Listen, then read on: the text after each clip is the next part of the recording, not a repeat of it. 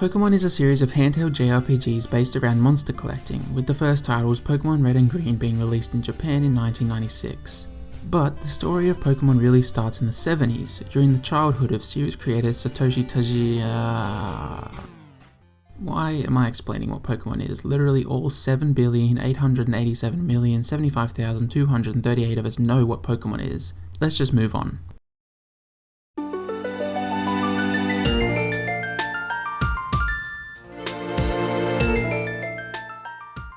Pokémon XE Gale of Darkness is a Pokémon spin-off game released for combination bludgeoning weapon and video game console, the GameCube, in 2005. It acts as a spiritual successor to Pokémon Colosseum from the year before, taking many systems and ideas from that game as well as the original or a region, while not acting as a true direct sequel.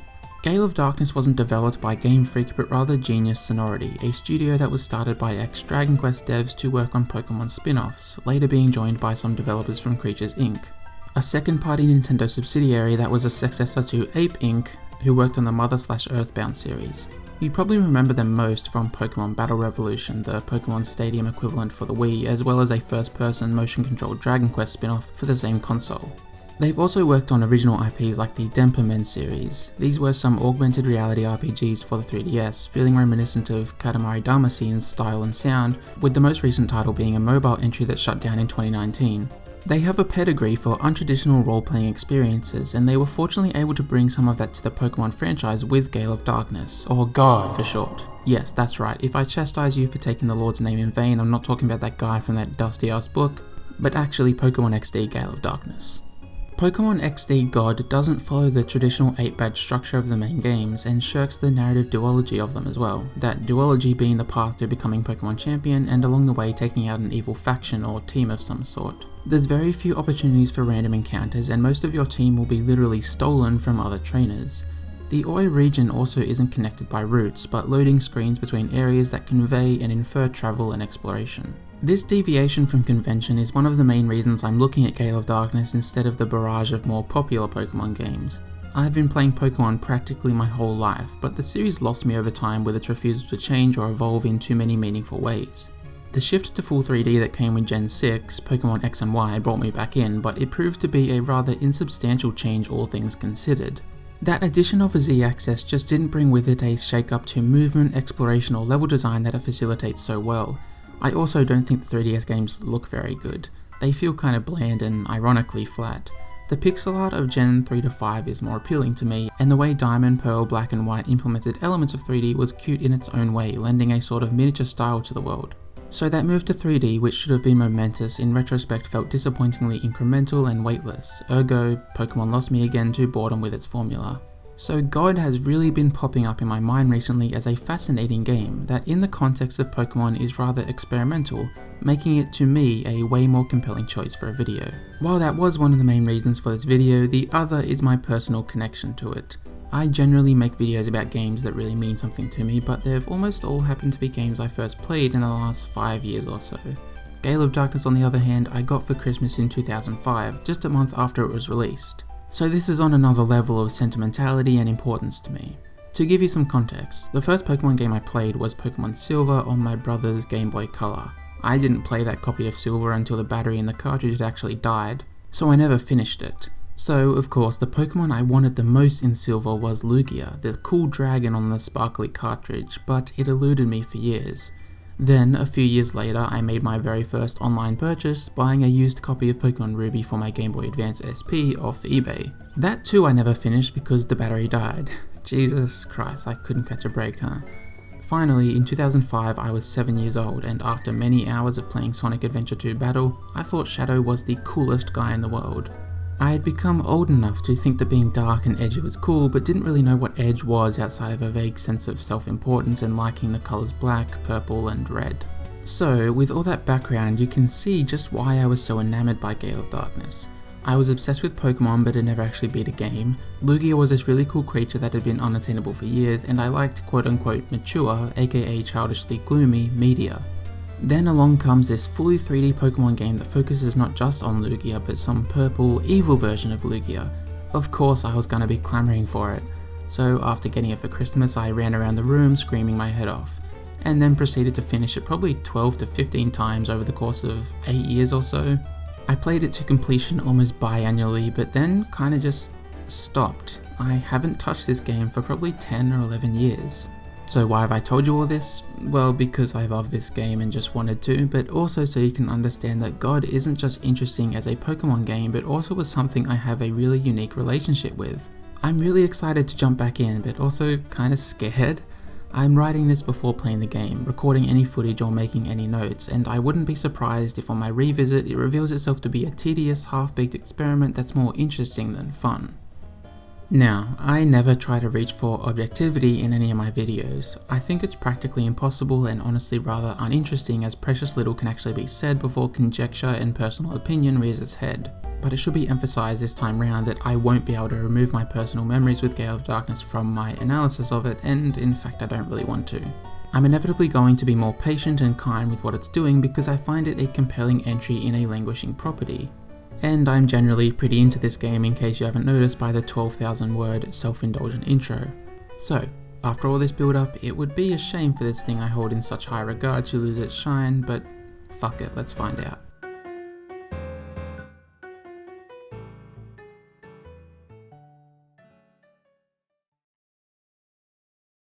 The waves of nostalgia washed over me immediately when that GameCube intro played. My god, sorry, Gale of Darkness, I didn't mean to use your name that way, please forgive me. Yes, as you can see, I'm playing this off my original Wii, which is backwards compatible with GameCube games. That's why the video quality isn't that great. I was able to get it emulating at a higher resolution, but the text was glitchy and getting corrupted in parts, which wasn't ideal. Additionally, playing this game without a GameCube controller and without sitting in front of the TV would have just felt wrong.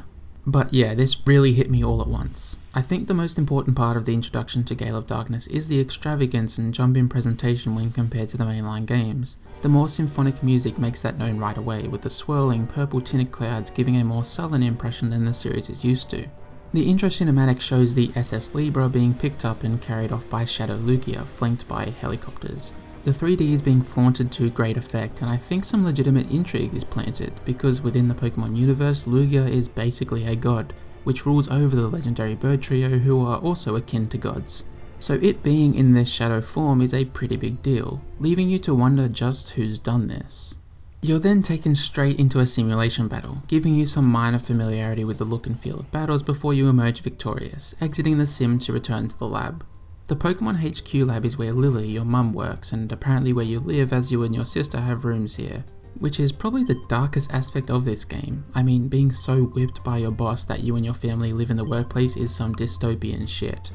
You find your mum talking to Professor Kane, who's the director of the lab. They've been unable to find your sister Jovi around, so task you with finding her. You're kinda just let go here to explore the lab for Jovi, and it's nice to have control so quickly, letting you learn more about this place in a way that feels natural and self-directed, engaging with it how you like. I also appreciate that your mum actually does something instead of just sitting at the dining room table day and night while staring at the wall. That's something this lab does really well actually, creating a sense of chemistry and history between your character and the people who work here. That shared history allows these NPCs to be believably vague about different aspects of the goings on here, not in a frustrating way, but one that garners interest. This plays into the HQ feeling like a more established and connected community than the 4 house towns of the main games, already giving you reason to actually care about what happens to these people or the Ori region as a whole. The music has a nice bouncy quality to it and is reminiscent of the Pokemon Center theme, feeling comforting and upbeat.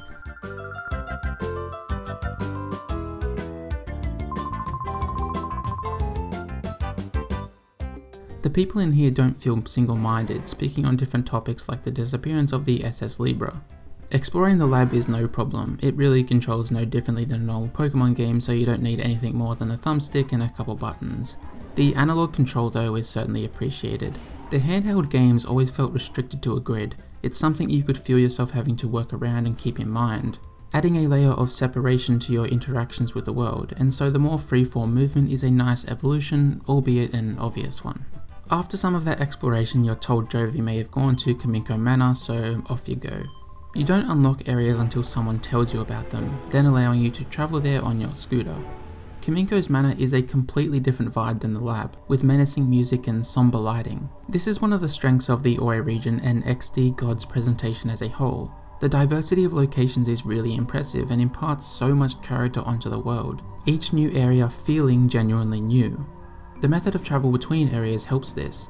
The level of abstraction given removes the need for a believable transition between locations. We don't get to see how the peaceful plains forking out from the HQ become the smothering clouds and pointed trees of Kamiko Manor, so you don't really question it. There's no concrete passage of time passing, no quantifying of the distance in any system of measurement. You get planted in this new environment and don't question its feasibility too much, especially as your interest will likely be piqued. This is achieved in part thanks to the graphics.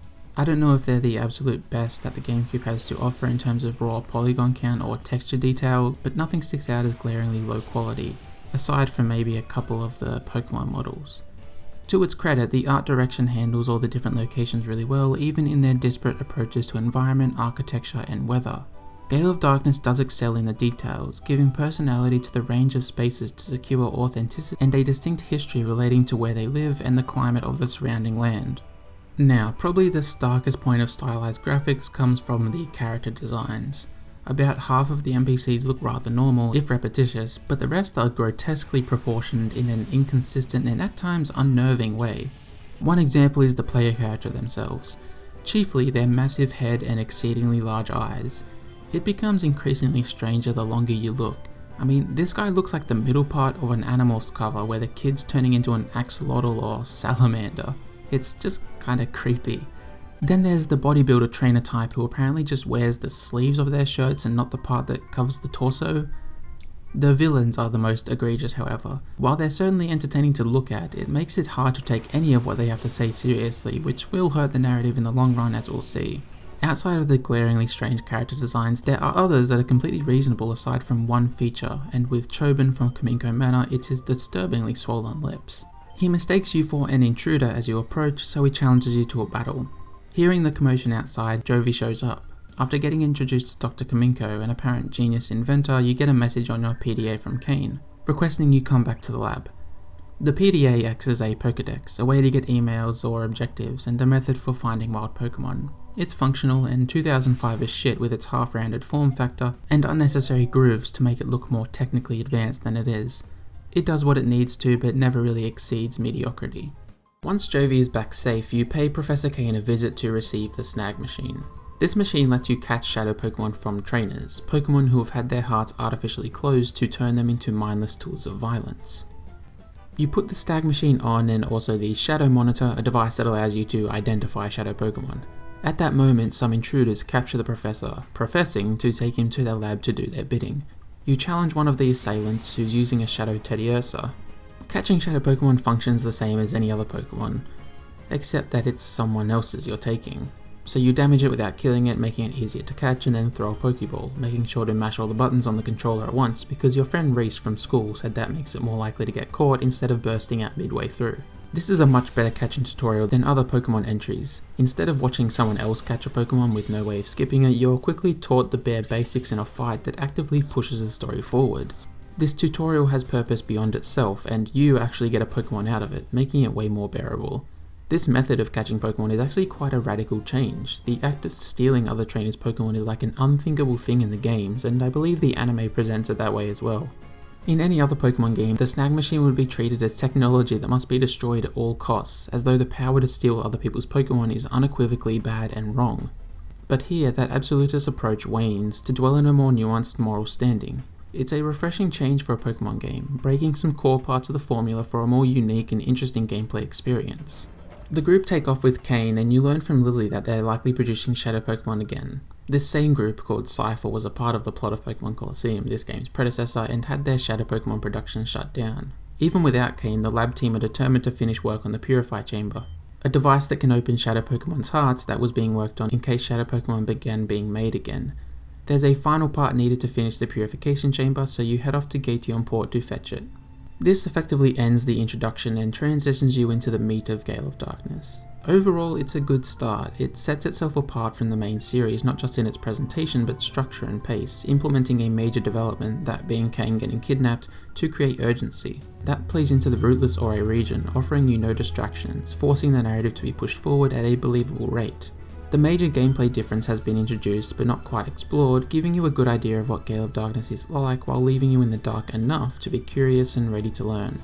It's not without fault, the writing doesn't feel any markedly more adept than any other Pokemon game, and I think the Kamiko mana stuff could have been completely cut. You would then lose the contrast between the mana and the HQ, but that variety would be felt as you progress anyway. To me, it would be more streamlined and feel more natural to have Jovi at Gateon Port, establishing that more important location and the way you move around the world while still pushing the story forward. But ultimately, this introduction builds an identity for XD without throwing you in the deep end, displaying nice changes from the formula that show promise, encouraging you to keep with it and make your way to Gateon. Upon arrival, a man tries to fight Jovi but is cut off by the main villain of the game, Mr. Verage. Yeah, they try and obscure this information to leave it as a semi-reveal, but come on, this guy's obviously a villain. Anyone wearing cult robes like that on a beautiful day by the water is scheming something. It is a nice touch though, introducing the villain in a kind of more charitable context to at least give him a bit more of a chance. Perhaps he'll be a very principled person who, while bad, is at least true to himself and not completely evil across the board. His crony, Ardos, efficiently takes out the Shadow Zangoose, with the display of power making you hope he's on your side, which again he clearly isn't. With the threat disposed of, you're free to look around the port. Gateon's great, with a breezy, laid-back attitude, chipper music and personable NPCs. It's honestly just cool to see an area like this brought to life in 3D in a Pokemon game. Being able to look over the horizon just isn't something that could be done in the 3 generations that existed in 2005. Beyond that, there's more personalization here, the Pokemart and Pokecenter having aesthetics suited to this port town to make it feel at home, creating a thoroughly consistent characterization for all of Gateon. Driving that home further is the rotating bridges that provide access to additional parts of the town while also slipping in some minor puzzle elements. It does feel a bit random and inconvenient, like, is this guy just trapped in his house? There's no switch outside his door to move the bridges, but it at least encourages engagement with the world around you, at the same time begetting exploration, particularly in the case of the lighthouse. These elements all contribute to the most important thing about Gale of Darkness's towns and locations. They feel new and unique even if they aren't. There are plenty of beach towns that have very similar theming to Gateon Port, but this one still manages to set itself apart, in a sense justifying this as a console game rather than a handheld one. The mechanic shop is currently empty, but you find a man in there who offers you an evolutionary stone for your Eevee. I guess I haven't really mentioned this yet, but yeah, you start with an Eevee, which is a great decision to me. It offers more choice in terms of typing when compared to starters, and provides an option for a dark or psychic Pokemon in Umbreon and Espeon. It has the spirit of a starter while still being a unique choice and different from Pokemon's norm, which is a good representation of XD God's guiding philosophy, to be honest. The Eevees and its evolutions are also generation agnostic, with 3 of them being from Gen 1 and 2 from Gen 2. That's something Gale of Darkness generally follows, not being pinned as strictly a 3rd generation game, featuring Pokemon from the series' history consistently throughout. I ended up choosing the Sun Shard, which when held by Eevee will evolve into Espeon when their happiness with thee reaches a high enough level. The whole happiness state, or number I guess, is hidden from the player, so I wasn't sure how long it would take for Eevee to evolve, but it ended up taking a grand total of 1 level. Like 5 minutes after getting the Sun Shard, I had an Espeon, which felt way too premature. Part of the fun of Pokemon is raising your creatures and then seeing them evolve as you grow, but that process didn't play out here, with what is supposed to be the star of your party, the one who's with you for the long haul and who you grow closest to. It was just very strange and felt like a mistake that wasn't fixed or addressed. After getting the machine part from the mechanic's grandson, you head back to the lab. The purification chamber still needs some time to be completed, so Lily encourages you to go to Agate Village to the southeast, which has a relic stone. The relic stone can naturally assist in performing a purification ceremony, the final piece of purification needed to turn a shadow Pokemon back to normal. By now you should have a couple shadow Pokemon, so it seems a worthwhile trip.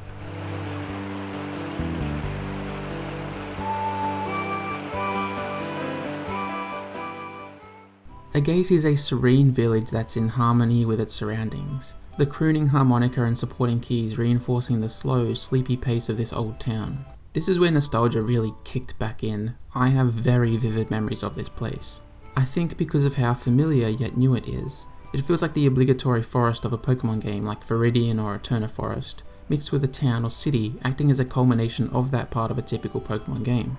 Agate's aesthetics play into its identity as a retirement town essentially, showing that the old population is wiser and more in touch with their relationship with the world around them. It's just another example of something that couldn't be pulled off to such a great extent in a mainline entry. You find the man you're looking for, Egon, in his house, so he goes to wait for you at the Relic Stone. Before you get to him, you have to do a few battles, as well as there being some other optional battles around town. Which I love, by the way, making battles something to opt into to make them feel less confrontational, and like these are actual people you're fighting. So with all these battles ahead of us, why don't we get into combat?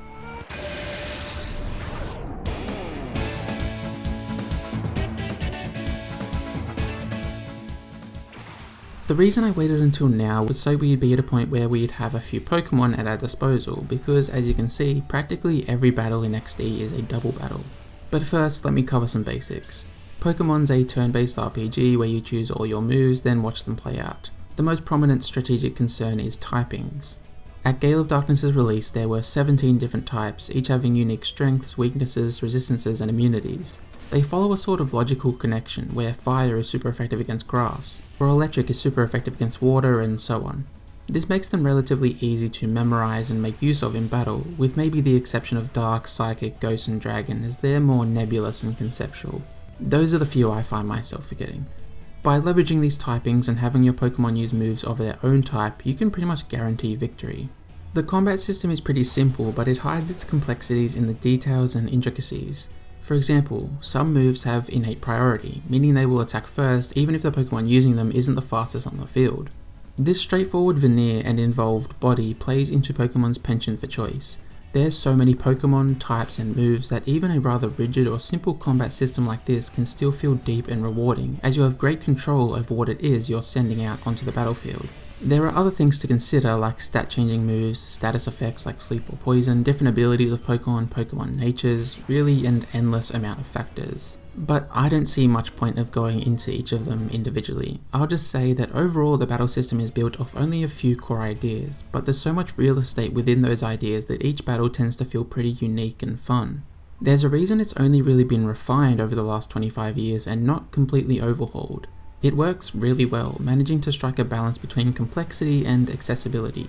Again, if you stick to type advantages, you'll beat the game no problem, but if you want to truly dominate, there's a crowd of other things to consider and take advantage of. So, what about XD Gale of Darkness's combat specifically? Well, like I said, God is made up primarily of double battles.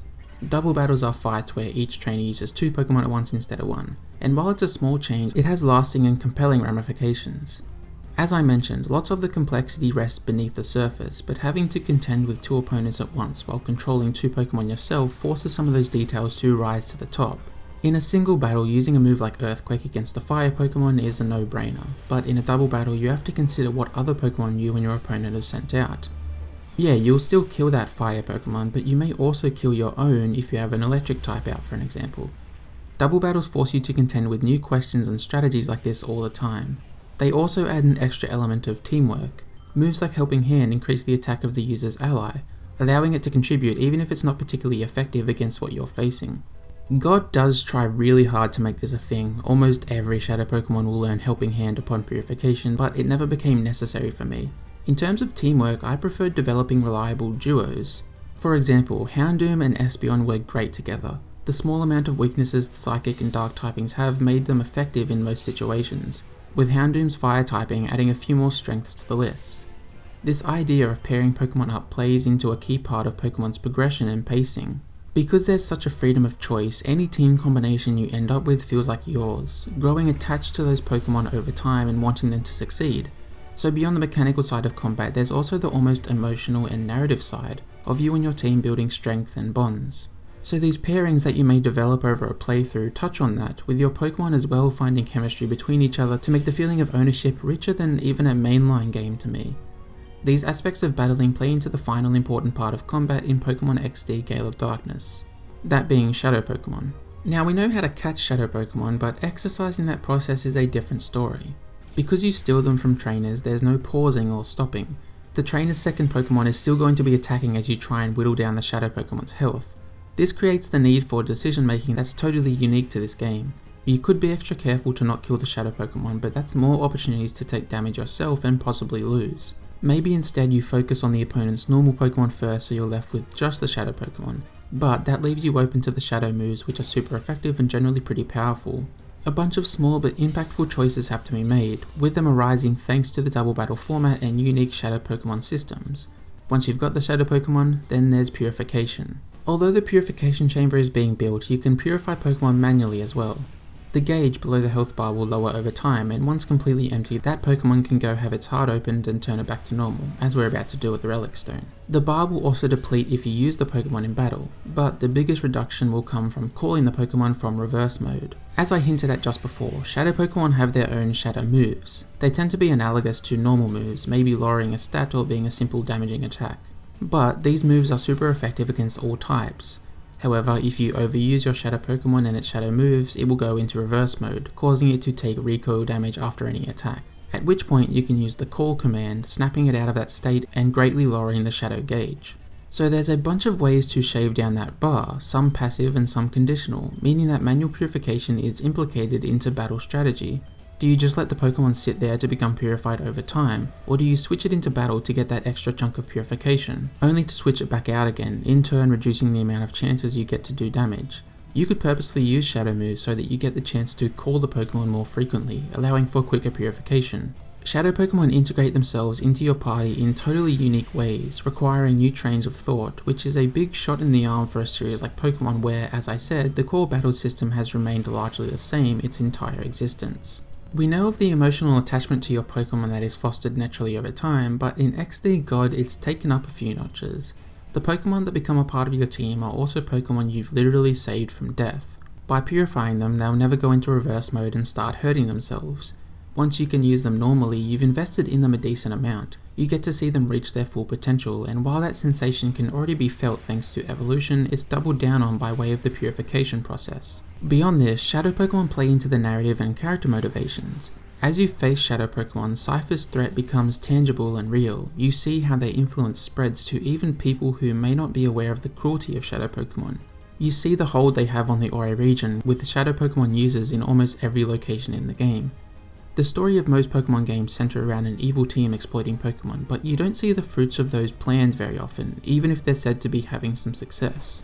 Gale of Darkness doesn't shy away from that as much, so catching the Shadow Pokemon has symbolic importance, implicating the battle system into narrative elements in a more clever and intelligent way than I've seen in, well, all other Pokemon games I've played. The more liquidated moral compass comes into play in a similar way. You can steal a Pokemon from a Cipher Goon, raise it as your own, and then later on defeat that same Cipher Goon with the Pokemon you stole from them. There's a kind of sinister retributive element at play here, one that mainline games tend to shy away from, at least in terms of the player character. The choice to focus on double battles and the addition of Shadow Pokemon add on to the already great core that is the Pokemon battle system. It feels familiar but also totally singular. Even 17 years later, I don't know of a Pokemon game that feels like this. Well, I suppose Colosseum, but none other than that. It is held back by a couple of things. For example, although the animations are great and make battles lively and kinetic, they also slow them down quite dramatically, causing bog standard battles to bog the experience down in places. Okay, that's combat. Not completely, I'll still have things to add here and there, but that's the bulk of it. So, once you battle your way to the Relic Stone, you have to face off against one more opponent, Egan himself. After taking care of his singular Pikachu, dude, why did you even bother, you're free to use the Relic Stone. Once the Pokemon's heart is opened, it will learn a couple moves to replace the Shadow moves it had. If you purified it through using it in your party, it'll receive all the XP it gained along the way in one big chunk. Finally, it will get a ribbon. These are just little badges to mark an achievement related to that particular Pokemon. They get one for being purified, and another example is one for completing a 100 battle challenge we'll run into later. Basically they're bragging rights, so not really important to me. This manual purification plays off the relationship aspects of raising Pokemon quite well, giving you a moment where your patience and investment is paid off in a big way. Having used them in battles, Shadow Pokemon, you really feel the difference, especially as they can now use their typing to its full potential. Once the purification is complete, Egan urges you to see a friend of his, Vander, at Mount Battle, as he said he saw some shady people out in the desert. So, Mount Battle becomes the next destination. Upon arrival, you see one of Verich's guards, and as he talks of his own experiences here, he questions if his strive for power was misplaced and motivated by cruelty, again treating this villain in a less definitive way, leaving room for growth and argument. Once inside, you'll learn what Mount Battle is. It's the 100 battle challenge I just mentioned before, where you fight progressively harder trainers, being rewarded with Poke coupons and an item for every 10 stages you complete. The man you're looking for, Vander, is the leader of the first 10 stages. He's currently training some stage opponents, so you have to battle your way to him at level 3. I'm quite fond of Mount Battle. I appreciate that it's integrated into the narrative in some way, letting you get a taste without feeling like you're wasting your time if these sorts of challenges aren't your thing. At the same time, this is placed right after purifying some Pokemon, giving you a string of 3 battles to learn how your newly purified companions work back in their normal state. Plus, the rewards you get here can be exchanged for legitimately helpful things, making it come across as less of a grinding tool, even if that's what it's primarily for. As you battle your way to Vander, you'll notice that your party gets completely healed after each battle, allowing you to reliably grind lower level Pokemon without them dying near the start of each run and earning no more XP. After fighting your way to him, Vander explains what he saw, that being a Cipher research facility that was long abandoned, but which now seems to be operational again. He tells you of its whereabouts, giving you your next stop, where you will hopefully find Professor Krane.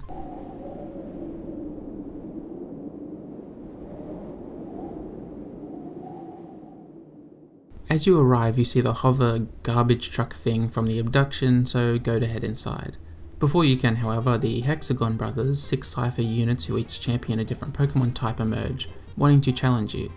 These fellas basically exist to provide some type coverage, as they each have pretty useful shadow Pokemon.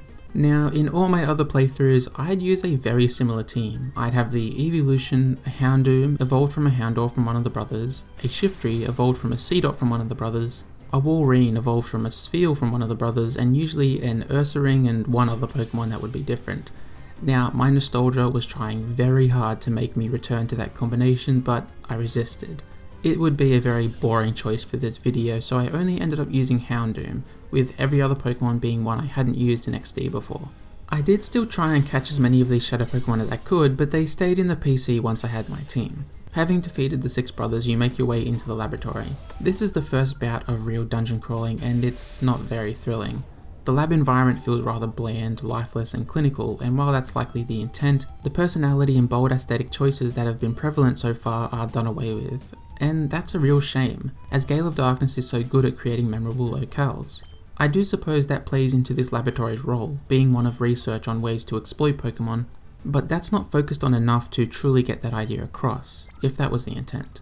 Another unfortunate thing is how the 3D isn't taken advantage of. In towns, the camera will move dynamically to present nice vistas and landscape shots, or may move as you explore to reveal secrets and items, but here it's dull and rigid. This may as well be a 2D game for this section. One nice touch is that the Cipher recruits will descend from the ceiling to ambush you, making confrontations more surprising and sinister in contrast to the battles from the towns, playing into Cipher's dedication to stopping you. Overall though, you wander through bland hallways, come across occasional items that are not too helpful, and wade through battle after battle, at times coming across a shadow Pokemon. You do overhear some researchers talking, either about the SS Libra from the intro being dropped mid-flight, or about how they're trying to get Krane to comply, which gives a little bit of narrative insight, but little worthwhile happens until you actually come across the captive. You see Cipher member Lovrina attempting to get information out of him, but it's laughably lame and gutless, like, damn, at least tie him to a chair or something, girl. After finding an ID card, you make it to where Krane's being kept, making to leave with him. Nearing the exit, you're interrupted by Lovrina, who challenges you to a battle.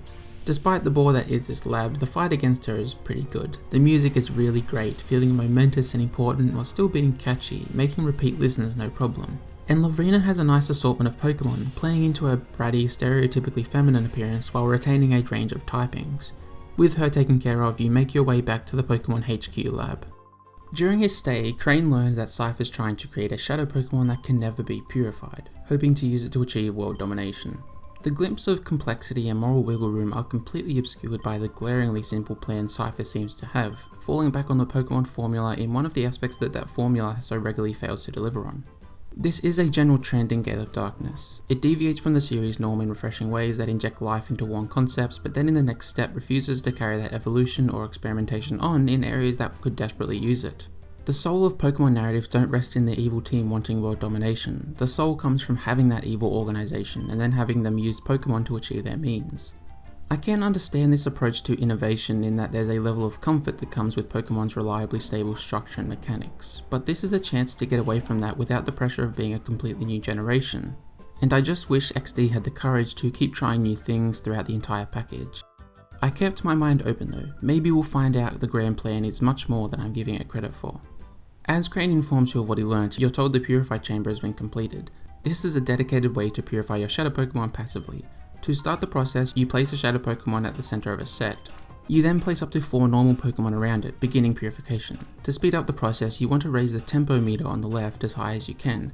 The tempo will increase no matter what Pokemon you surround the shadow Pokemon with, but to take it to its highest level, you want to create a feedback loop of type effectiveness, by making each of the 4 Pokemon super effective against the next one in the chain. If you're able to create a set of 4 that are all super effective against the Pokemon after it, the tempo will be maxed out and purification will happen much faster. This all sounds a bit complicated, but diving into the menus will mostly clear things up. Also, the finer complexities of the purification chamber won't come into play until you have more normal Pokemon to work with. This does help ease you into this completely original idea, but also means there's little point to engaging with it thoughtfully for now.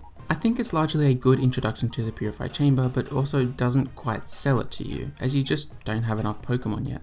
The next step to foiling Cipher's plan may well be hidden in the disc you snatched from the lab, so Krane sends you off to Pyrite Town, where one of the heads of ONBS, a news network, can hopefully decipher it.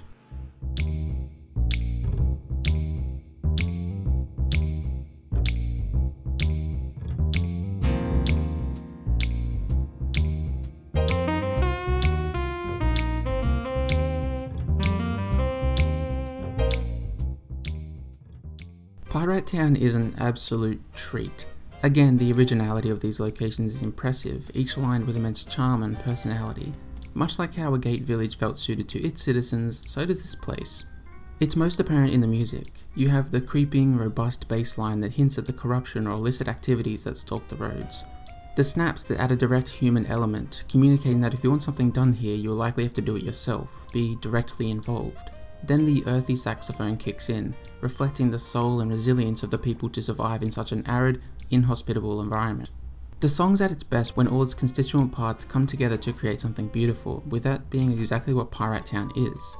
The town is known for the ONBS building and the Battle Coliseum, 2 sort of conflicting operations. The Coliseum feels seedy, the rudimentary dome being a chimera of discarded sheets of metal. Then the ONBS building is neatly paved, a striking white pillar in the town's tiny yellowed skyline. Yet they all make sense together. The Coliseum injects a culture of Pokemon battles into the town, resulting in the Jewel Square, which is very clearly a circle, but whatever, where trainers gather to challenge each other and hone their skills, a showing of determination and discipline. The ONBS, although seemingly more legitimate and above board, essentially acts as a direct action group, seeking out the truth and blasting it to people's screens all across the Ori region, with their efforts having helped significantly during Cipher's last appearance 5 years earlier. That too shows dedication to what they believe in, creating a town that's got interwoven identities and characters. It's a well thought out location that contains multitudes and basks in the game's murkier definition of good and bad. While not every place you visit is as successful as Pyrite Town at doing this, most of them get a good way there, making for a rich roster of interesting places to visit across the region. This achievement helps disguise and distract from the game's structure. You spend this entire playthrough doing exactly what other people tell you to do. You or your character never really make decisions tied to plot progression. There's no way to get to areas early and zero ambiguity about what you might have to do next, never leaving you to explore and find your own way forward. This results in an incredibly linear critical path, with the lack of interconnectivity of these areas only revealing that more. But it's these wonderful towns and places to stop along the way that make the structural stagnation easy to ignore or dismiss. You will enter and explore Pyrite Town in the exact same way every single playthrough. But fuck, it's hard to care when Pyrite Town is just so cool. It's like a location from Cowboy Bebop that you can explore and interact with, being obviously very dangerous and hostile, but also romantic, slow, and easy to become endeared to. But on with the main objective, which involves heading inside the ONBS building. You'll notice the more polished music to match the floors, though Pyrite's signature sax sneaks its way in, showing that while a stark visual juxtaposition, ONBS is just as much a part of this town than anything else here.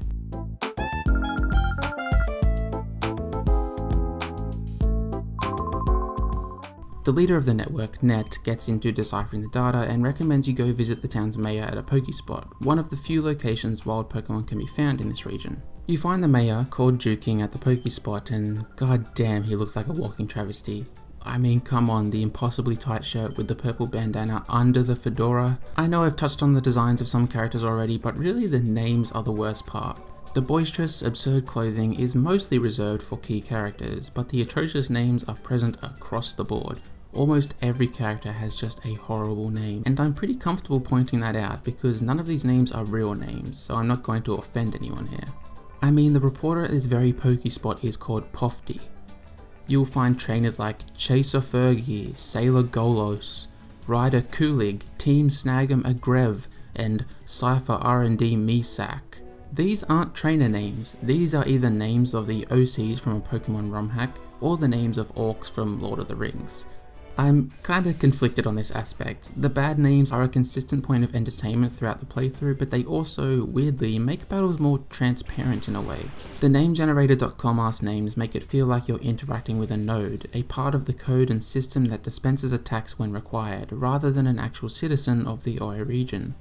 Sometimes the names were funny, other times they were eye-roll inducing and ridiculous. But back to the Pokespot. Here, Juking explains how they function. To attract wild Pokemon to the spot, you place Pokesnacks down. Once you've left the area, a Pokemon will show up and begin eating the food, with the amount of snacks you place down determining how long it will stay at the spot. You get notified of a wild Pokemon by the spot monitor tool in your PDA, and once you arrive back at the spot, you can fight the wild Pokemon that showed up and catch it if you choose. There are 3 total spots across the region, each attracting different species of Pokemon. It's a mechanic that pervades through the whole game, and as such the player's relationship to it morphs over time, so I'm going to really delve into this a bit later. The most important part of this section is the first sighting of Mirror B.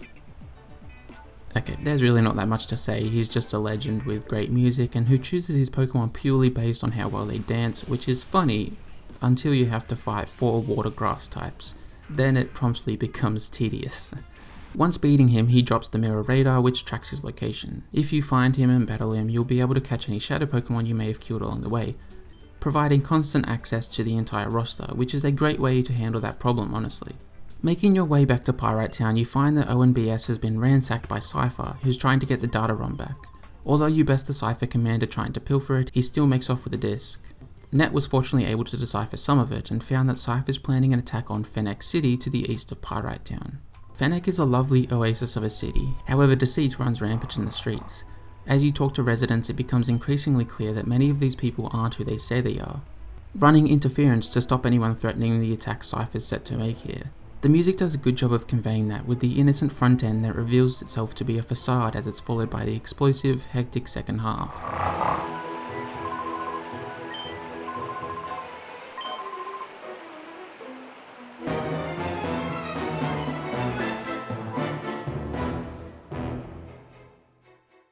In the second floor of his office, you find a letter from the mayor to Justy, who runs the training ground in the middle of town, requesting help in preventing Cipher's control of the city. With this, all bets are off and you can finally fight all the imposters, including the Hexagon brothers who are disguised as the very person you're searching for. It makes for a fun section where the battles inside a location aren't between friendly acquaintances but rather the villains themselves, making their threat very real. You fight your way to one last Justy impersonator who lets on that the hostages are being held in the pre-gym's basement. You need a key to use the elevator down, so you head to the one place you haven't been to yet, the stadium. After fighting off some grunts in the entrance, you come face to face with Cipher admin Mr. Snaddle. The battle against him ended up being really fun. I almost had my finalized party and was in pretty rough shape after 3 consecutive battles prior. All my actions required some healthy consideration, and with all our Pokemon hovering around the mid-20s, there was a compelling back and forth, as well as a keen engagement of those power pairs I mentioned before, trying to figure out what combinations maximize damage output while minimizing damage input. Something I particularly liked was that his Shadow Lunatone had the move Shadow Sky, which caused damaging rain to pour down, affecting his own non-Shadow Pokemon, showing how their violence can be indiscriminate and hard to control. After taking him down, Snaddle flees, leaving behind the elevator key. Once everyone's freed, Justy informs you that the people of Fennec had seen shady people coming and going from the desert, giving you a place to investigate. Fennec is filled with a renewed energy and bursts of life, from the music to the NPCs, and even the battles you can have with them, returning to the normal friendly bouts of strength and strategy rather than the power struggles you would had with Cipher imposters. You try to head out into the desert, but your scooter gets bogged in the sand, forcing you to turn back. Bit from ONBS asks you to come back to Pyrite, where you learn of a man's granddaughter who lost her Pokemon as it vanished with the SS Libra. You agree to help and learn from the ONBS folks that the mechanic in Gateon should be able to modify your scooter to handle the sand. You make it to Gateon but then find that the mechanic is once again at Kaminko's Manor, so you go over there instead. You inform him of what's going on and he heads back home to fix up your scooter, finally allowing you access to the far reaches of the desert. This whole string of events is just so unnecessary. The only worthwhile part of it is that you see the robot Kyogre at the manor, which the mechanic will then use later on to help you out. But beyond that, it's just a bunch of tedious back and forth, with the manor as a whole proving to still hold little value. In fact, the worst part of this time waste is the manor. Once you arrive, you have to fight Choban, as you do literally any time you visit, which is already bad enough, but then upon defeat he'll challenge you again, this time using a robot Groudon Kamiko developed. Now that makes you perk up. I mean, what a cool idea, having you fight a human character inside of a machine that itself is a pseudo Pokémon. The ground stutters as Groudon stomps towards you, blaring an intimidating roar. It then makes its first move by throwing a Pokeball. Huh? This is just a normal battle. Sure, Choban's Pokemon are higher level, but the Groudon does nothing. It sets up something that could salvage this sequence only to fumble it to an incredible degree. This whole section is emblematic of a larger trend in Gale of Darkness. When visiting new areas, the strictly confined path of progression is forgivable and easy to ignore. But when it asks you to revisit these places, it rises to the forefront of the experience, blemishing it overall, weighing it down not just in the amount of fun being had, but also the narrative pacing, dragging events out to a painful degree, sucking momentum and urgency out of the story. Luckily, we can now go to one of those new locations with the hover scooter. You make it to your destination and find that it's the decrepit carcass of the SS Libra. It's ripped apart, laying sadly in the desert sand, and the silky, sad strings help establish a romantically tragic tone. Having a section on a big ship is a standard part of any Pokemon game, and so twisting that and perverting it proves to be particularly effective. I wasn't mourning what was lost on the Libra, but it now actually felt like an important event within the world, making me care about it and its inclusion in the story. Shortly after boarding the ship, you come across Gorrigan, a Cipher admin tasked with salvaging Pokemon from the vessel. He leaves a grunt behind to take care of you, who you then promptly take care of yourself. Upon defeat, a man emerges from the wheelhouse where he's taken up residence. He asks you to search the ship as he's been hearing some suspicious noises, so you do just that while figuring out what else Cipher may have been doing here. This kicks off an extended bout of combat-free play. As you wander around the ship, you're left only with the music and some basic block puzzles. It's an isolating but welcome reprieve, and once again plays into the significance of this event, forcing you to focus on the destruction Cipher has wrought. You find out that the noises in the ship are the result of a bonsai which has been staying here. It scurries off, nowhere to be found, so you begin to head to the captain's quarters. I guess I should mention that this was the first game Bonsai was in, as well as Munchlax, who crops up later. I don't think that's particularly exciting, and out of the Generation 4 Pokemon you could include, they're just about the least exciting, but I suppose it's kinda neat to see some completely new Pokemon here. As you leave the ship, you come face to face with members of Team Snag'em. These were a part of Colosseum and invented the snag machine you've been using to catch shadow Pokemon. They snag the snag machine from you and take off with it. Once you come back to, the guy from the Libra tells you where they seem to have run off to. Following their tail, you arrive at a major Cipher facility. All this shows is that Cipher and Snag'em are no longer partners, while also foreshadowing this location. And hey, look at that, Pokemon XD Gale of Darkness is competently engaging with a literary device. Congratulations buddy, there's a first time for everything. As you leave the base, you're called back to Pyrite Town again by ONBS. Sec tells you they have a connection who's willing to spill some beans about Cipher, so you head to the outskirts station where he's said to be located. Not long after you make your way there, Mirabee challenges you again. It does emphasize just how inconsequential he is, and his motives and plans are never really disclosed or explored at all. On one hand, that makes him a weak villain with very little substance and purpose, but on the other, it makes him more entertaining, as he becomes this random eccentric who seems to think of himself at the center of the universe and this plot, while adding absolutely nothing of true value to it. With him out of the way, you head inside of the train-turned diner and find your connect. He tells you that the key layer, the base from earlier, is a factory where shadow Pokemon are being produced. That's literally all he says. And it doesn't give you a lead to follow or anything, we already know where the base is. Progression is finally delivered via email where ONBS says they've found where the Snag'em hideout is, after saying they couldn't find any information about it 5 minutes earlier. Here you can see XD God's lackluster pacing, writing and structure crop up again. Not just from the events taking place, but also the way I've written about them. They feel loosely connected and extremely bare, existing just to push the plot forward and not to explore motivation, character growth or even a particularly rich theme. There is the idea that treating Pokemon as tools for power is cruel and that building relationships with them will result in a true Pokemon trainer, but that means little when on some level every Pokemon game is about that. In this middle chunk, my nostalgia was not able to shade Gale of Darkness from its flaws. The beginning is so filled with interesting decisions and changes from traditional Pokemon games that you're able to stick it out just to see where these things go. But the problem is they don't really go anywhere. As that becomes more obvious, your actions lose weight and make plot developments feel unnecessary and like ways to arbitrarily pad length, so that this can still be a 30-hour Pokemon game. This didn't surprise or disappoint me on this revisit. I was pretty confident even before I started playing that the narrative was going to be the weakest part, but it's more just a shame. There's so much potential here, but the lack of commitment to experimentation that plagues the experience neuters the possibility of reaching that potential. I think it becomes most apparent not just in this languishing second third of the game, but also how I've been talking about Gale of Darkness as a game. Much of my praise and admiration is contextual to the Pokemon series. This is an experimental Pokemon game, not an experimental JRPG. As a lifelong fan, I can really appreciate the ways in which it differs from traditional titles, but as a standalone game, it's missing two of the most important and enduring parts of a JRPG: the interesting story and deep characters.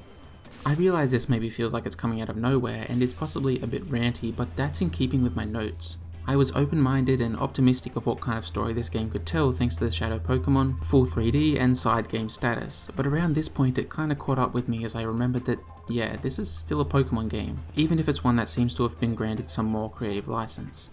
Again, not a surprise, but not what I was hoping for. That being said, I'm not criticising all of the elements related to plot and storytelling. I do think the Ori region is fantastic, with so many memorable and delightful locations that actually do take advantage of what makes this game unique. But that doesn't compensate for the areas that it's still falling short in. Fortunately, one of those interesting areas ends up being the Snag'em hideout.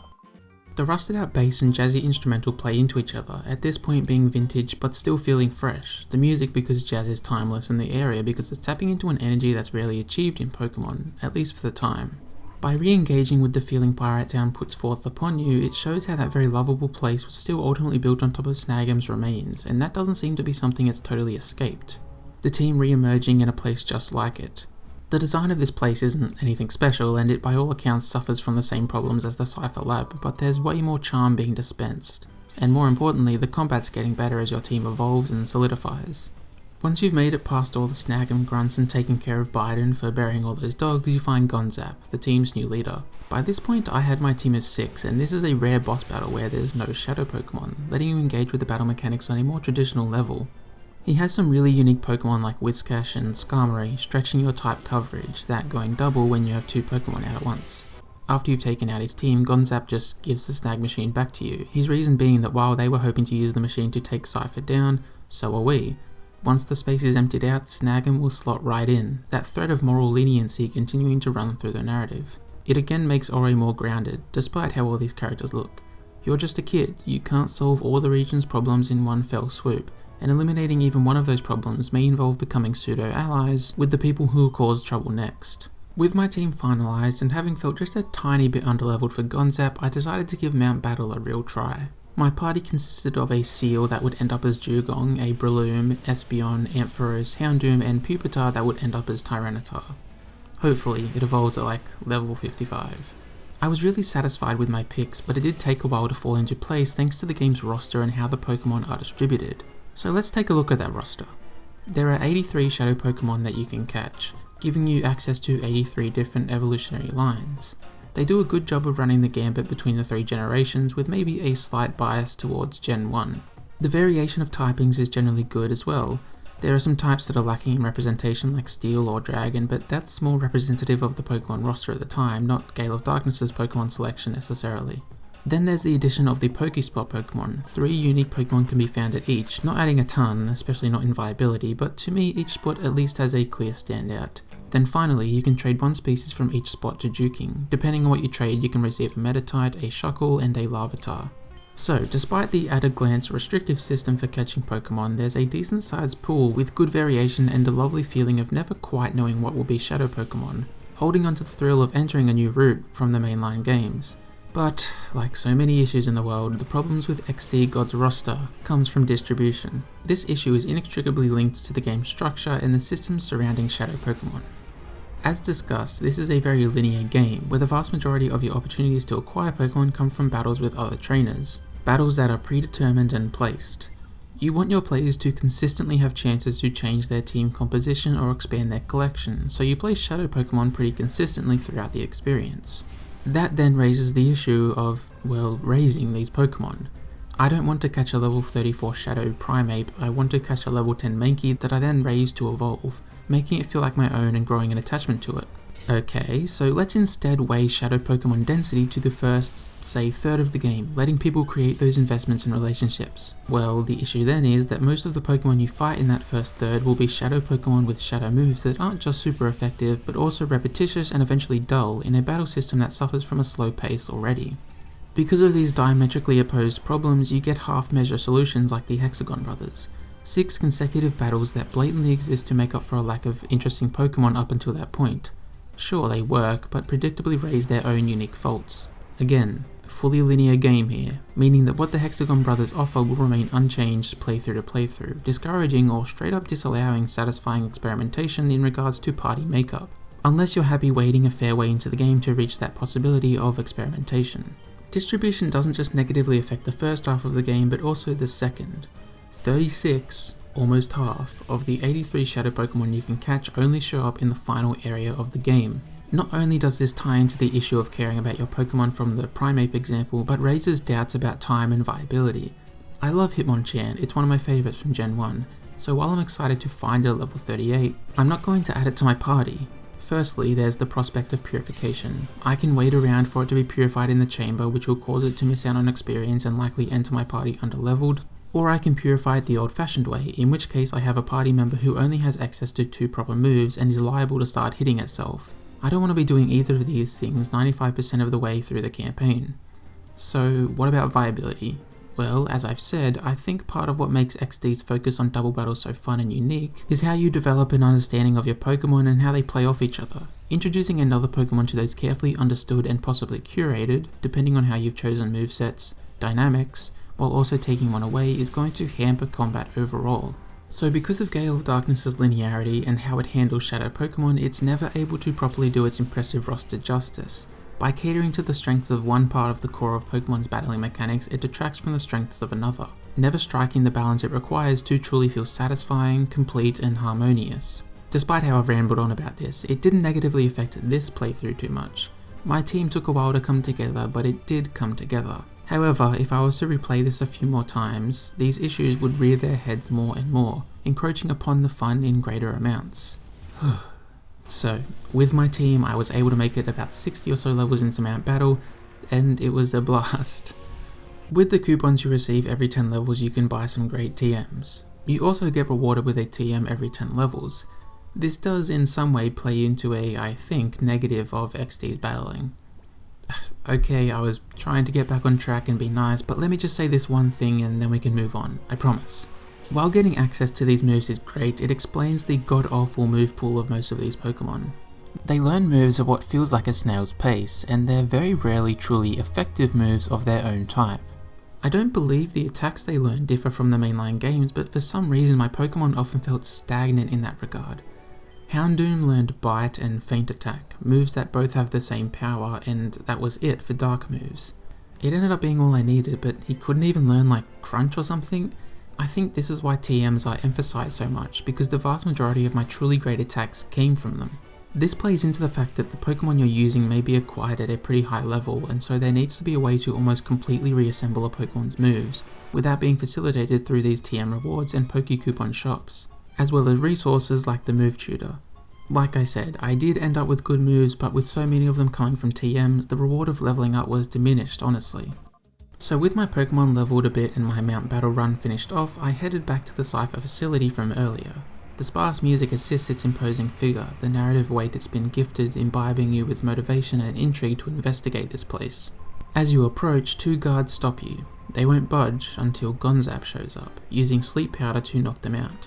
I totally forgot about this detail and was pleasantly surprised that the idea of the main character collaborating with bad guys to achieve their goal was actually carried on. With the way cleared, you head inside.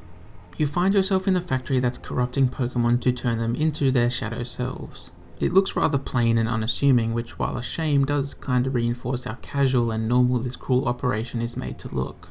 The level design doesn't falter from the precedent set by the aesthetics, the slight exception being the weird sun and moon coded doors that you open with boxes. While the dungeon design has been largely dull and unadventurous, the slew of battles within them manage to stay relatively fresh. Differing from the core games, Cipher and Snag'em don't have an established set of Pokemon that they all use, with their rosters feeling individual and varied. While having a consistent base of Pokemon for these grunts to pull from adds a hint of characterization, it made fights from those main games mundane and mindless. It also meant that you were facing the same typings repeatedly, leading to out of balance leveling if you had a couple Pokemon in particular that were effective against these oft repeated types. XD keeps you more on your toes in that regard, understanding that the decision may leave you with half-fainted parties, placing helpful healing machines along the way. That doesn't excuse the boring design, however. This is a chance to show what Cipher is doing, to really hammer it home and drum up some passion in your bid to stop them. But you never see a Pokemon outside of battle, no testing, no preservation tubes being pumped with evil juice or something. There's not even any flavor text. You can go up to the machines running these processes, but you won't find anything out about them by interacting. It feels like we're supposed to care because of what we're told happens here, when we should be seeing what happens here. As I wasn't as invested as I hoped, I decided to get back into the Pokespots. This is where my relationship with the system changed, as I mentioned when I introduced it earlier. When you do first learn of it, it's a neat way to include some level of random encounters and normal Pokemon to catch. I managed to get a Wooper that I was able to trade for my Larvitar, so I was pretty pleased with Pokespots. The little notifications would interrupt things, but that was only if you placed snacks down, leaving it to be optional and unobtrusive if you preferred. While that was all well and good early on in the journey, by this point the Pokespot's usefulness was consumed like the snacks themselves. You see, it's not just the Pokemon that's random, but also their level. Spending 2 or 3 minutes and 3 loading screens getting to the Pokespot just to find out it's a level 11 Pokemon is deflating.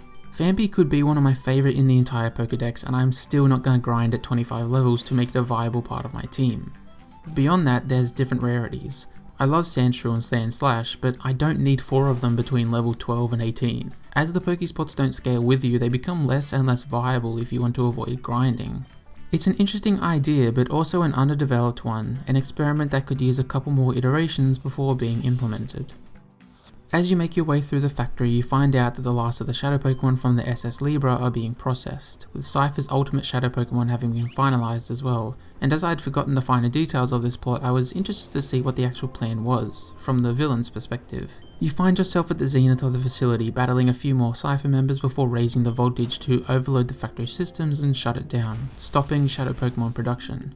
Gorrigan, the man we saw at the Libra who's in charge of this factory, challenges you.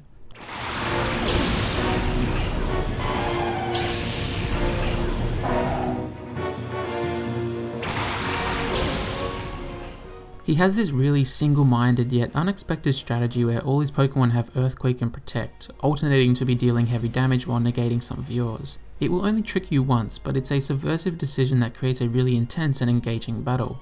After losing, Master Greevil, or as we knew him Verich, chimes in, now exposing himself as the leader of Cipher. He pontificates about his plan still being able to go ahead, revealing that he's at Cipher HQ on Citadark Isle, near Gateonport.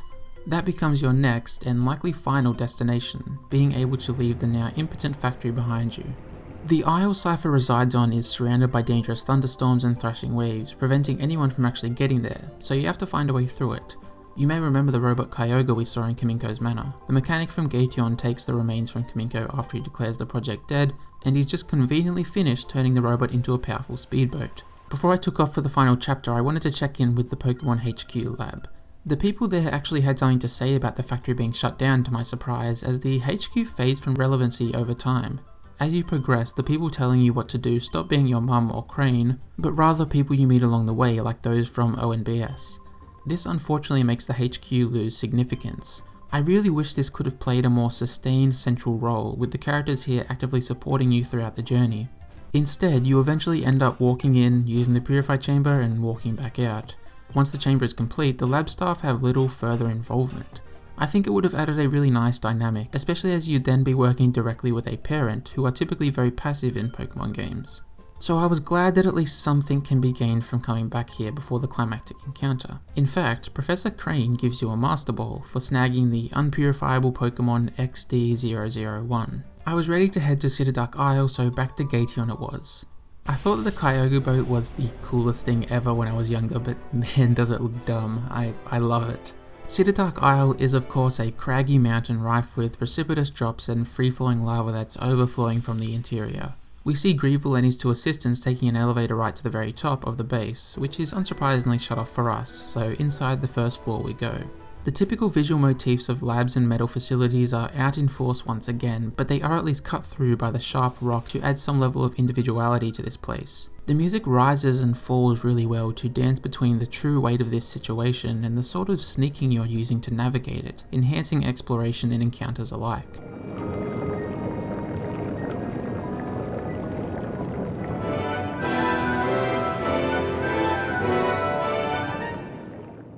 I'm happy to say that the dungeon's design really takes a turn for the better here. You're moving into unique and different areas at a pretty good pace, each of them adding something to the experience.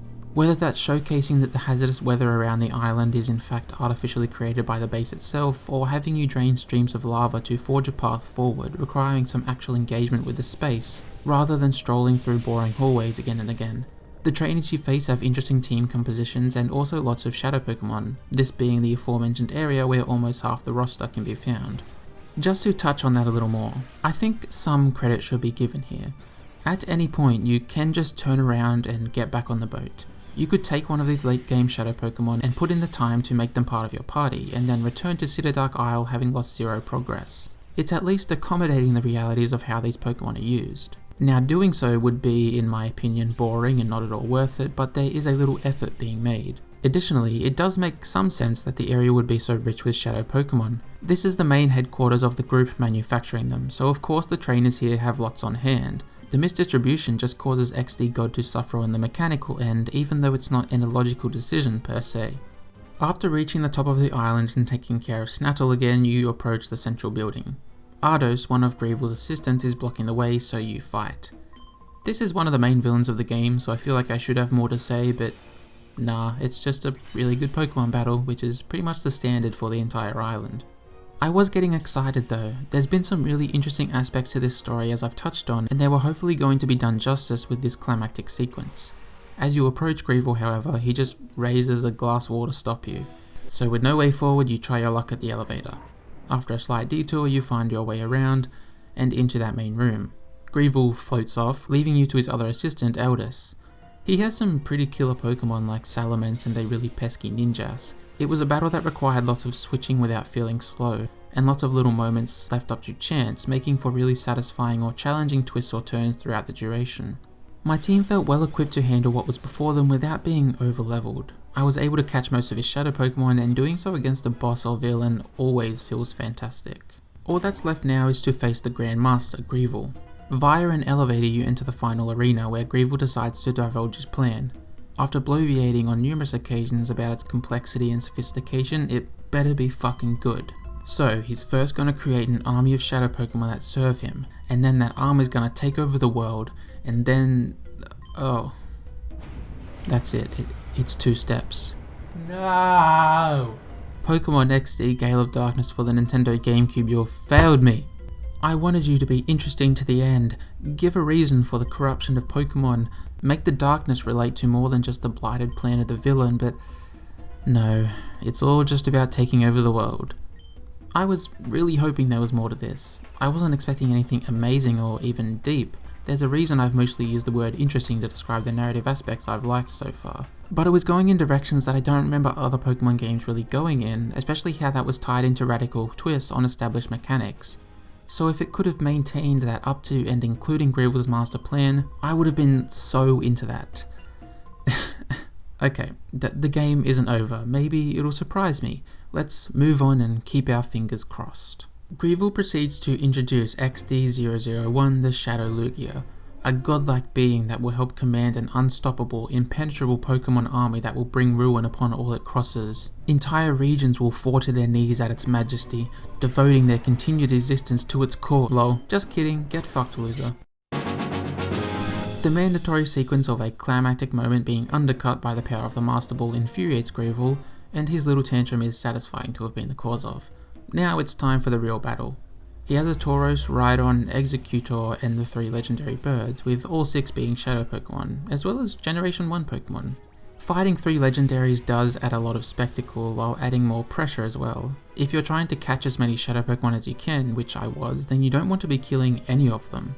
You want to be using super effective moves, but on the lower end of the power spectrum so that they're easier to catch. This makes the battle really tough, but in a completely unique way, with the Pokemon's elimination essentially depending on the RNG of Pokeballs. Strategically rich decisions are being made each turn, making for a long-winded but still nail-biting battle. My fight was capped off with about 15 minutes of trying to catch Zapdos while I adamantly refused, which admittedly drained some of the tension away. Once the Grandmaster's party is depleted, Ardos enters, swaying Greavil to destroy Citadel, including the Cipher staff who still remain here. He seems won over, however, Ardos rebukes the suggestion, calling it cruel and heartless. He reasons that thanks to you, Cipher's been reduced to dust, there's nothing left to salvage, and so trying to save it is helpless. Greavil doesn't seem to budge, so Eldus appeals to him not as an associate, but a son. He explains that the pure heart we fought with brought us out on top. Greavil is jolted by his words, now understanding that everything he's done as Grandmaster was a mistake. Ugh, give me a break. This dude's name is literally a portmanteau of greed and evil. You're not going to convince me that he can be convinced so simply. Yes, he's at a moment of weakness, showing that he can be defeated and overcome, but this is still so unearned, and that fact ties into the lackluster plan. If Greavil had goals that were more relatable and understandable, then his plans would be in service of that. For example, let's say he thinks the way trainers use Pokemon is cruel and demeaning, and that Shadow Pokemon are the truest form of Pokemon, as that's when they're most powerful. So his plan of creating Shadow Pokemon would be him, in his perspective, honouring and treating Pokemon better than they currently are. In which case, Greavil could still believe that Pokemon need to be treated better while coming to understand that his means to achieve such were incorrect. But because his plan was a simple grab for power and dominance, the turn he's making here feels completely out of character and unrealistic. I just don't buy that this change of heart is well telegraphed, foreshadowed, or in keeping with him as a person. It is in Eldus, slightly, as we see at Mount Battle where he questions Cipher and their goals, but not in Greavil. I guess I should give some credit. This is the interesting plot event that I was hoping the grand plans would be, but as you can see, I think it's executed sloppily and with little storytelling prowess. Although my eyes were almost rolling out of my skull, it nonetheless feels good to have broken Cipher up. There's still the stock standard satisfaction and closure that comes from beating the baddies.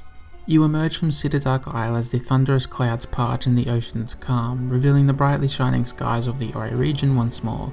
People all across cheer and celebrate, which I think is the actual best part of this ending. The places and people were what I cared about most, and seeing them happy is nice. With the Ori region once again finally free from Cipher's terror, the credits roll.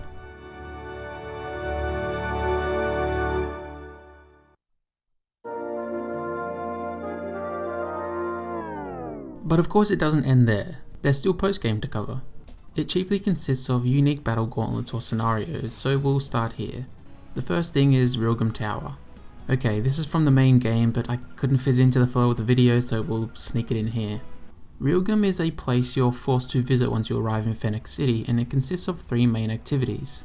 Firstly, there's Battle CDs. These are specific simulation scenarios where you must defeat an enemy team under strict conditions. Each of these acts as a puzzle where you must use the intricacies of the battle system and Pokemon roster to decode the solution. For someone with vast knowledge of specific Pokemon abilities, general stat levels, and the quirks of different moves, this would serve as a great time.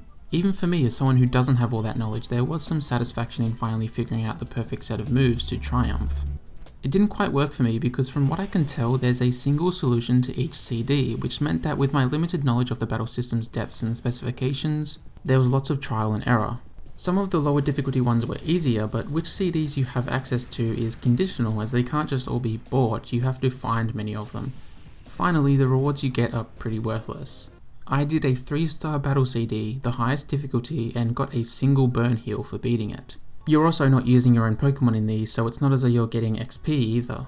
Similar problems permeate to another part of Realgam Tower, Pokemon Bingo. In this mode, you choose a single Pokemon to attempt to complete a bingo card with. The tiles with a type on them mean you'll have to verse a Pokemon of that type, with it flipping over if you win. By flipping all tiles in a row or column, you're awarded coupons which correspond to Poke Coupons, allowing you to buy TMs. The Pokemon battles are the least important part of this, with the only thing that matters really being the typings. You can build your party up to 3, giving you more type coverage, but I just didn't find this interesting enough to invest time into. To give them credit, these are both incredibly inventive ideas, playing with the Pokemon battle system in quirky and new ways, so if you're really invested in that system, I bet there's lots to love here. But if you're someone who prefers the longer term growth and evolution of the battles, then it falls flat and will likely fail to hold your attention. The other aspect of Realgam Tower is the Colosseum. This is a simple string of battles, rewarding you with TMs and money after each of the 4 rounds. Yeah, there's nothing else to really say, it's just an expanded version of Pyrite Colosseum essentially. Now for some true post-game content, the Ore Colosseum. After Greevil's defeat, Egan will visit you at the HQ, inviting you to participate in the Colosseum. Like Realgam Tower, it consists of battling a series of trainers and finally a boss trainer, with there being 7 different rounds, one after the other. A cool thing is that each of those boss trainers are people from the main story, like Chobin, Gonzap and Eldis. This Colosseum is mostly known for its difficulty, mirroring more traditional competitive Pokemon with the double battle 4 Pokemon party format. The foe's Pokemon will always match the highest leveled Pokemon you have, but won't dip below 60. This made my late 40s to mid 50s party completely useless. That honestly didn't bother me, I had no interest in it. Again, I'm sure it's cool to have an outlet within the main game to participate in competitive battles, but it's just not something I'm into. If you complete the first stage of the Colosseum, you can start the Lucky Egg quest. You have to help sick Pokemon by delivering them the cure, which really just involves running back and forth and occasionally answering a question. The reward is a Lucky Egg, a held item that increases the amount of XP the Pokemon holding it earns. This ties into all the battling options we've just covered, as that's what you're really going to be grinding for, so helpful for that, but really only that. Then finally there's catching and purifying every Shadow Pokemon. You can get all the Shadow Pokemon you missed by fighting Mirror B, who will have captured them after they fled. You find him using the Mirror Radar, visiting him at either one of the 3 Pokespots or the Realgam or Pyrite Colosseum. Once you've captured all but one Shadow Pokemon, your next battle against him will be for the last, a Shadow Dragonite. I didn't do this either. I just didn't feel compelled to. The battling stuff either wasn't for me or required lots of grinding, and as for Shadow Pokemon, well, I caught and purified most of them and didn't really miss any I was too keen on. I was content with how much I'd collected. Maybe it comes across badly that I didn't do all of these things in the game I'm analysing, but it also goes to show what I thought and valued about Gale of Darkness, as well as the variety of post-game content, or lack thereof. However, there was one thing I did do: purify Shadow Lugia. Despite believing it to be unpurifiable, it's actually possible. To do so, you must have all 9 sets of the purification chamber at max tempo. Once you've done so and placed Lugia in one of the sets, it will instantly be ready to open its heart. This was cool. I never managed to do this when I was younger. I don't know why, it's not very hard, but it's a cool reward and a fitting note to end your journey on.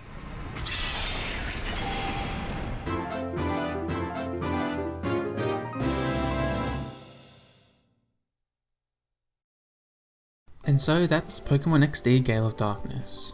Overall, I had a lovely time because there's a lot to love.